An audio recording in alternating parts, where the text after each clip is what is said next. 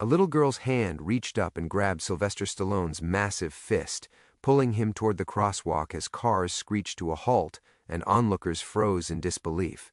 The man who'd gone 12 rounds with Apollo Creed on screen looked down at her tiny fingers wrapped around his, and his jaw tightened, not from a fight, but from something that hit him far harder.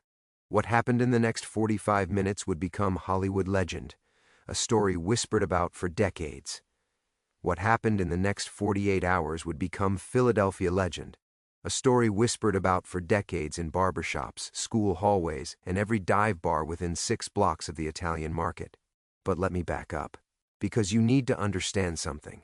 This story isn't really about Stallone being famous. It's about a 9-year-old girl named Maria Castellano, who lived on a street so rough that walking 4 blocks to school every morning felt like crossing a war zone.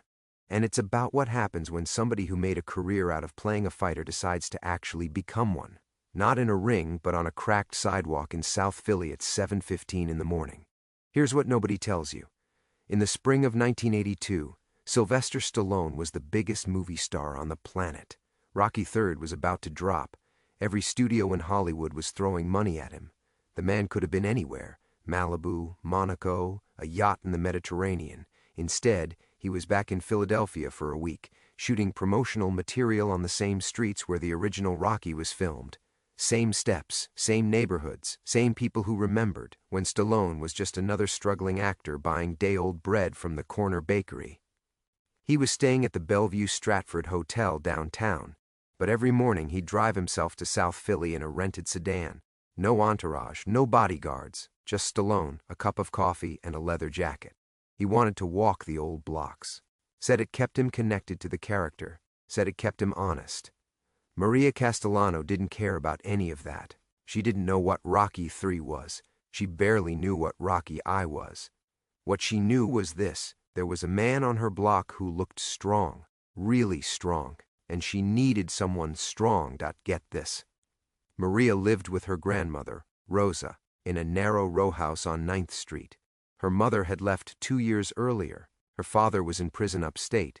Rosa was 67 years old with bad knees and a voice that could peel paint, but she couldn't walk Maria to school anymore. The doctor told her if she kept pushing it, she'd need a wheelchair by Christmas. So every morning Maria walked alone, and every morning she passed the same corner. The corner of 9th and Wharton was controlled by a crew of older kids, teenagers, mostly 16 and 17, led by a 20-year-old named Dino Ferraro. Now, I'm not going to paint Dino as some kind of criminal mastermind. He wasn't. He was a dropout with a mean streak and a pit bull he kept off leash just to watch people cross the street to avoid him. Dino ran a small-time operation, stealing car radios, shaking down younger kids for lunch money, selling whatever fell off whatever truck. But to a 9-year-old girl walking alone, Dino was a monster. Every single morning, Dino or one of his guys would block Maria's path. They'd take whatever she had. Sometimes it was 50 cents. Sometimes it was a sandwich Rosa made her. One time, they took her shoes. I swear this happened. Took her shoes and threw them onto a phone wire, and Maria walked to school barefoot in April while Rosa wept at the kitchen window, watching but unable to do a thing about it. Maria told her teacher. The teacher called the school counselor. The school counselor called the local precinct. A cop drove by the corner once, talked to Dino for 30 seconds, and left. Nothing changed. Dino stood on that corner the next morning with his arms folded and his pit bull panting beside him, and Maria walked past with her head down, handing over her lunch money without being asked. Now here's where the universe gets weird. Because on the morning of April 14th, 1982, Stallone parked his rented sedan on 9th Street at about 6:45 in the morning. He wanted to walk the Italian market before it got crowded. He wanted to see the cheese shops and the butchers hanging prosciutto in the windows and the old guys playing cards outside the cafe. He was alone, just him and that leather jacket and the last swallow of cold coffee. Maria was sitting on her front stoop. She wasn't ready for school yet. She was sitting there staring at the corner of 9th and Wharton 4 blocks away, and her stomach was already twisting. She had $1 in her pocket that Rosa gave her for a new pencil, and she already knew Dino was going to take it. Then she saw Stallone walk by. She didn't recognize him from the movies. Remember, she was 9, but she recognized something else. She recognized the walk, the shoulders, the way his arms hung loose at his sides, relaxed but ready. Maria had spent her whole short life learning to read bodies, who was dangerous, who wasn't, who could protect her, who couldn't. And something about this man told her he was safe, and more than safe, he was strong enough. She stood up from the stoop, walked down the steps, followed him for half a block. He didn't notice her at first. Then he turned around because he heard small sneakers on the sidewalk behind him, and he saw this tiny girl in a pink jacket and pigtails looking up at him with the most serious expression he'd ever seen on a child's face. "Hey kid," he said. "You lost?" Maria shook her head. Then she said something that stopped Stallone in his tracks. "Can you walk me to school? There are bad guys on the corner and I'm scared. Now listen to me." Stallone has told this story himself in interviews over the years, and every single time he says the same thing. He says those words hit him harder than any punch he ever took in any movie. Because there was no acting in that little girl's face. There was no script. There was just pure, uncut fear, the kind that lives in your chest and makes it hard to breathe. He looked down the street, in the direction she was pointing. He could see the corner from where they stood. He could see 3 or 4 figures standing around, and even from a distance, something about their posture told him everything he needed to know. These weren't kids hanging out, these were predators waiting for prey. Stallone knelt down so he was eye level with Maria. He set his coffee cup on the sidewalk. "What's your name?" "Maria." "Maria, where's your mom and dad?" She just shrugged. That shrug carried about 10,000 pounds of weight behind it, and Stallone felt every ounce. His jaw tightened. He stood back up and looked toward the corner again. "What time does school start?" 8:15, he checked his watch. 7:02. He had a meeting with the film crew at 9. He looked down at Maria, he looked toward the corner, then he held out his hand. "Let's go." That's when Maria grabbed his wrist with both hands and wouldn't let go. They started walking, and you have to picture this. One of the most famous men in America, 6'2", 210 pounds of muscle, walking down a cracked South Philly sidewalk at 7 in the morning with a 9-year-old girl attached to his arm. He shortened his stride so she could keep up. She had to take 2 steps for every one of his, but she kept pace. Believe me, that kid was motivated. They passed the cheese shop. They passed the butcher. Old Mrs. DeLuca was sweeping her stoop, and she looked up and did a double take so hard she nearly fell off the step. Stallone nodded at her. Maria kept her eyes locked forward, straight ahead, on the corner. As they got closer, Maria's grip tightened. Stallone felt it. He looked down and saw her knuckles going white. He didn't say anything, he just kept walking. But his posture changed, subtle but real. His shoulders squared. His chin dropped half an inch. His free hand came out of his jacket pocket. If you've watched any of his movies, you know the look. It's the look right before the fight starts. The calm before the storm. Except the storm is already here and it's wearing a leather jacket. Dino Ferraro saw them coming from about 2 blocks away. At first, he didn't think anything of it. Some big guy walking with a kid, so what? Then one of his crew, a kid named Tommy Scalise, squinted hard and grabbed Dino's arm. Yo, Dino, that's Rocky." Dino shoved Tommy's hand off. "What are you talking about?" "I'm telling you, man, that's Stallone, that's Rocky." Dino looked again. His face changed. Not fear exactly, but something close to it. That recalculation that happens when you realize the math just changed. He straightened up. His pit bull, chained to a parking meter now, started pulling at the lead and growling.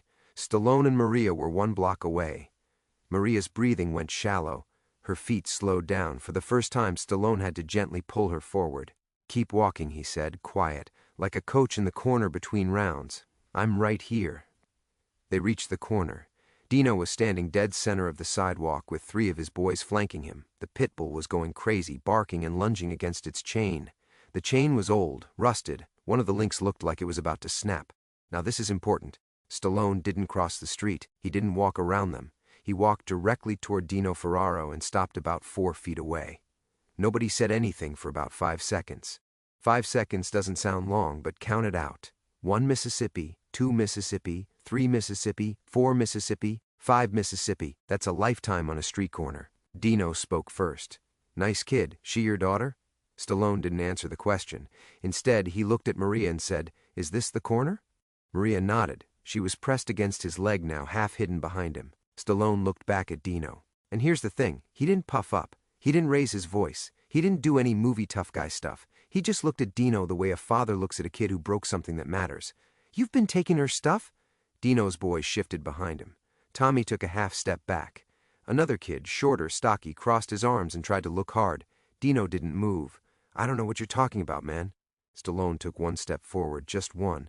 But that one step closed the gap to about 2 feet, and suddenly Dino could see every vein in Stallone's neck, every line in his face, and those eyes, I'm telling you, the eyes were the thing, not angry, worse than angry, certain, the eyes of a man who already knows how this ends.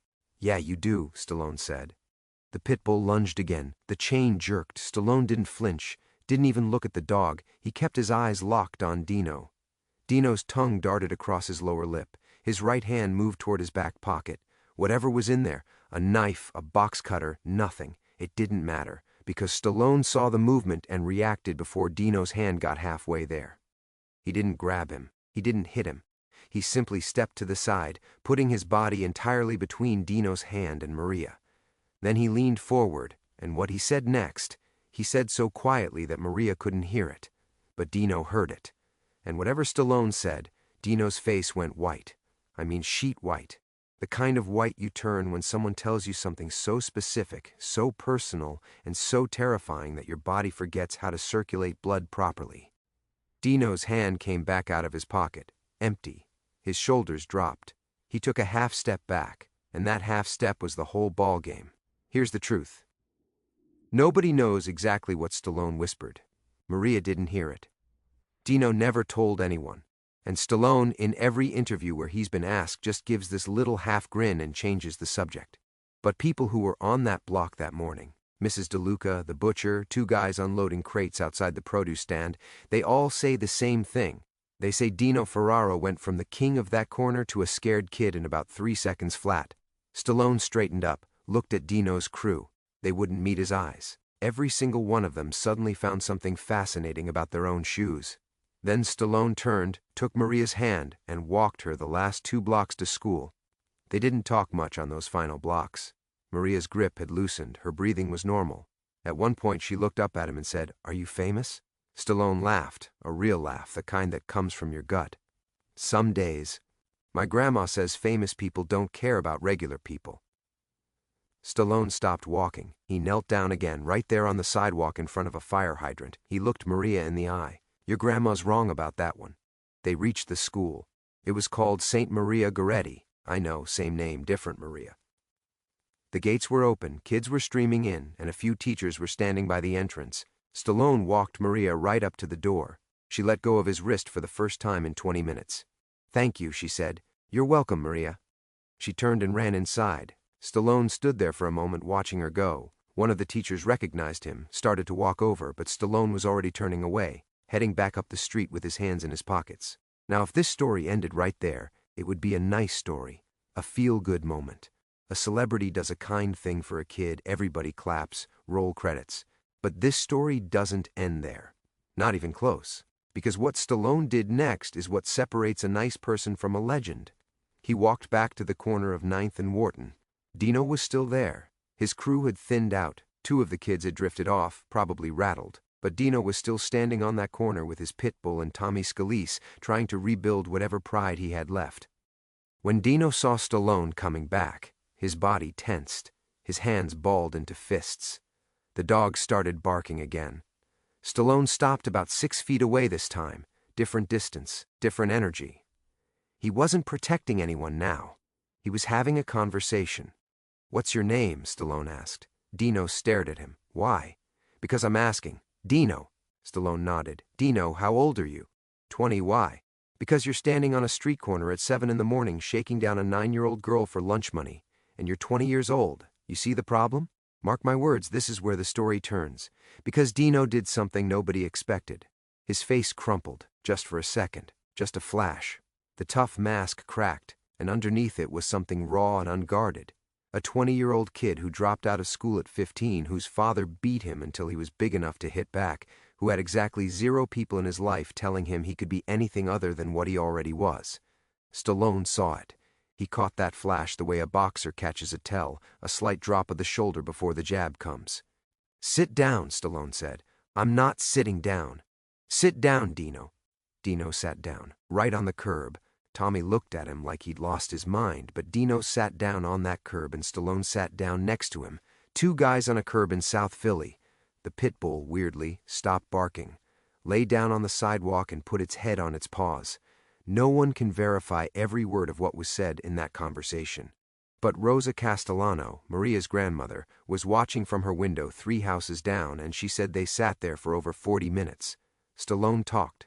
Dino listened. Dino talked. Stallone listened. At one point, Stallone put his hand on Dino's shoulder, and Dino didn't shake it off. This is real. What I'm about to tell you is documented in 3 separate local newspaper articles from that spring. When Stallone left that curb, he went directly to the production office his film crew had set up in a rented storefront on Passyunk Avenue. He was late for his meeting. He walked in, and his producer, a guy named Herb Nanas, started complaining about the schedule. Stallone held up one hand. Herb shut up. Stallone picked up a phone and made 3 calls. The first was to a guy he knew at the local carpenters union. The second was to a boxing gym in North Philly called Joe Frazier's Gym. Yeah, that Joe Frazier. The third was to a woman named Sister Catherine at a community center run by the Catholic Archdiocese.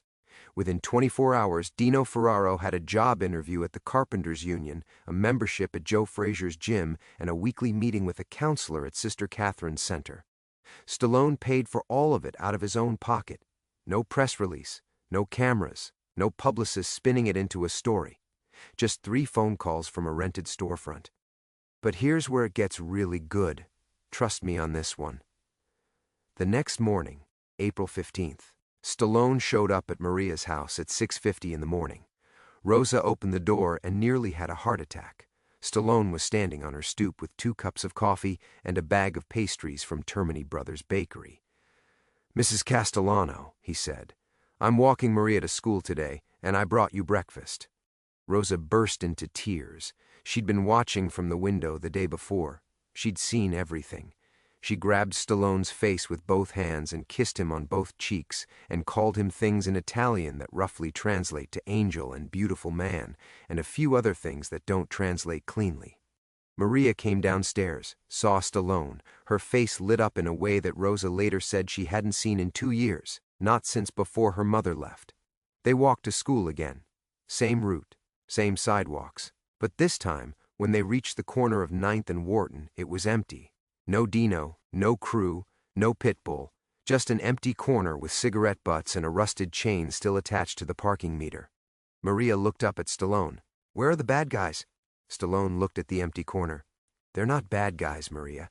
They're just lost guys, and I think they're finding their way somewhere else today." That right there. That was the quiet power line. 14 words, and he let it sit. Didn't explain it, didn't unpack it. Just walked Maria to school and dropped her off at the gate. Now pay attention. This is where most people think the story ends. It doesn't. Stallone walked Maria to school for 5 consecutive days, every single morning of his remaining time in Philadelphia. 6:50 on the dot, he'd show up at Rosa's door, sometimes with coffee, sometimes with pastries. One morning, he brought coloring books and a set of markers for Maria. Another morning, he brought a heating pad for Rosa's knees. Word spread fast. By day 3, the whole neighborhood knew. People would come out on their stoops just to watch. The butcher would wave. Mrs. DeLuca started timing her sweeping to coincide with their walk. A photographer from the Philadelphia Daily News showed up on day 4 and snapped a picture that ran on page 6. Stallone in his leather jacket, Maria in her pink jacket, walking side by side. The headline read, "Rocky's toughest fight, the walk to school." But Stallone knew he was leaving. His shoot was wrapping up. He had to fly back to Los Angeles. And the question that was eating at him, the question that was eating at everyone, was simple. What happens to Maria when he's gone? Dino was off the corner, sure. But corners don't stay empty in South Philly. Someone else would fill that space. Someone else would see a 9-year-old girl walking alone and see opportunity. The problem wasn't Dino. The problem was the corner. The problem was the walk. The problem was that Maria was alone. Stallone solved it in the most Stallone way possible. On his last morning in Philadelphia, he didn't just show up at Rosa's door. He showed up with 4 other people. The first was Joe Frazier's nephew, a 25-year-old amateur boxer named Rodney Frazier, who lived 3 blocks from Maria's house. The second was Mrs. DeLuca's son, Anthony, a 30-year-old construction worker built like a fire hydrant. The third was Sister Catherine from the community center. And the fourth was a uniformed Philadelphia police officer named Frank Battaglia, who lived in the neighborhood, and whose daughter went to the same school as Maria. Stallone had spent his last 2 days in Philadelphia organizing a walking escort for Maria. Not a formal program, not a nonprofit, just neighbors. Real people who lived on these blocks and who agreed to take turns walking Maria to school every morning. Rodney on Mondays, Anthony on Tuesdays, Sister Catherine on Wednesdays, Officer Battaglia on Thursdays, and on Fridays Rosa herself, because Stallone had also arranged for her to see a specialist at Jefferson Hospital about her knees, a doctor whose bills Stallone quietly covered for the next 3 years. Listen to me carefully. This wasn't charity in the way celebrities usually do charity.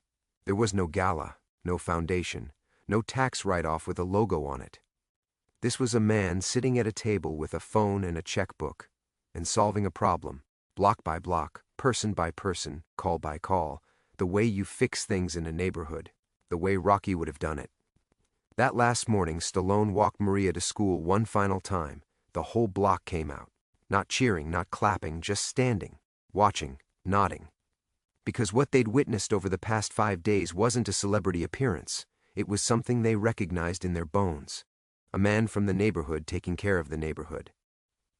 At the school gate, Maria turned and looked up at Stallone. She didn't cry. She didn't cling to his leg. She stood straight, shoulders back, chin up, and she said, "Are you coming back?"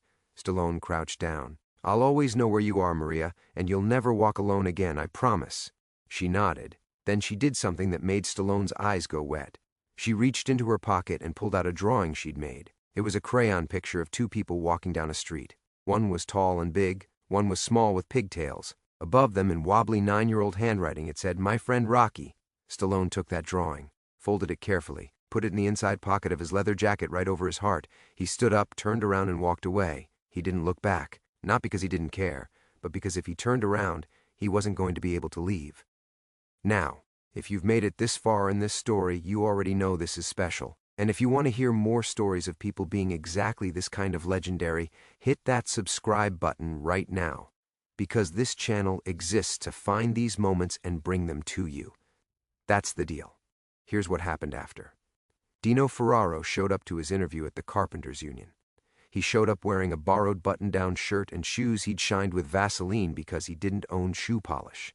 The union rep almost turned him away. Dino had no diploma, no references, no work history. But then the rep looked at the paperwork and saw who had made the referral. He leaned back in his chair and said, "Stallone sent you?" Dino nodded. "Start Monday." Dino started Monday. He hated it at first, getting up at 5 in the morning, carrying lumber, taking orders from foremen who had zero interest in his tough guy reputation. His hands blistered, his back ached. He went to Joe Frazier's gym 3 evenings a week, and the trainers there worked him so hard that he threw up after his first session. But he went back, and he went back again. 6 months later, Dino Ferraro was a dues-paying member of the Carpenters Union. A year after that, he was promoted to a framing crew. He never went back to the corner of 9th and Wharton.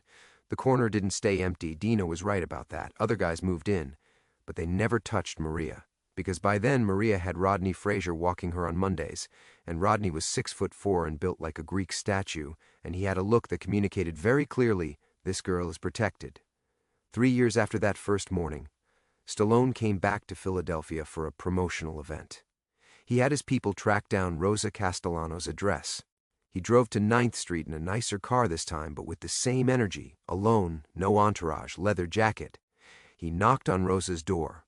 Rosa opened it. She looked older. Her knees were better, the specialist had helped, but time had done what time does. She saw Stallone and grabbed his face again with both hands. Same kisses, same Italian blessings. Maria was 12 now. She came downstairs and she was different, taller, obviously. But it was more than that. She carried herself differently. She walked into the room with her shoulders back and her eyes up, and when she saw Stallone, she didn't grab his wrist. She walked over and hugged him, a real hug, the kind you give someone who changed the direction of your life and you know it. Stallone sat at Rosa's kitchen table and ate homemade meatballs and listened to Maria talk about school. She was getting good grades. She liked math. She wanted to be a teacher someday. She still had the pink jacket from 3 years ago. It didn't fit anymore, but she kept it in her closet. And then Maria said something that made Rosa start crying all over again. She said, "Mr. Stallone, remember what you told me about the bad guys on the corner? That they weren't bad, they were just lost. Stallone nodded. You were right, because I saw Dino last week. He was carrying wood into a house on 7th Street. He's building things now, and when he saw me, he waved. Stallone looked at Rosa. Rosa looked at Stallone. Neither of them said anything. They didn't need to. You want to know the final detail? The one that breaks me every single time I tell this story? In 2006, a reporter from a Philadelphia magazine tracked down an adult Maria Castellano. She was 33 years old. She was a teacher, an elementary school teacher at, I swear this is true, St. Maria Goretti, the exact same school Stallone walked her to. She taught 3rd grade, and every morning before her students arrived, she would stand at the school gate and watch the kids walking up the block. If she saw a kid walking alone and looking scared, she'd walk down to meet them and bring them in herself. The reporter asked her why. Maria said, "Because somebody did that for me once, and it saved my life." And in her classroom, pinned to the bulletin board behind her desk, was a photograph. Not the newspaper clipping from 1982, not the Daily News picture. It was a Polaroid that Rosa had taken on the second morning, the morning Stallone showed up with coffee and pastries. In the photo, Stallone is walking down the sidewalk and Maria is beside him, and she's looking up at him with no fear on her face at all. Just trust. Pure, absolute trust. The kind you earn by showing up. Stallone never talked about this publicly for years, never brought it up in press junkets, never used it to promote a movie. When interviewers discovered the story and asked him about it, he'd get quiet for a moment. His jaw would work. And then he'd say, "That little girl didn't need Rocky. She needed a neighbor. I just happened to be the one walking by." But here's what I know. I know that Dino Ferraro worked in construction for the next 22 years and retired with a full pension. I know that Officer Battaglia walked Maria to school every Thursday until she graduated. I know that Rosa Castellano lived to see her granddaughter become a teacher and died at 81 with that Polaroid on her nightstand. And I know that somewhere in a house in Beverly Hills, there's a crayon drawing in a frame, 2 figures on a sidewalk, one big, one small, and above them, in wobbly handwriting, 3 words, "My friend Rocky." That's not a movie, that's not a script. That's a man who understood something that most people never figure out. You don't become a legend by winning fights. You become a legend by walking a scared little girl 4 blocks to school and then making sure she never has to be scared again.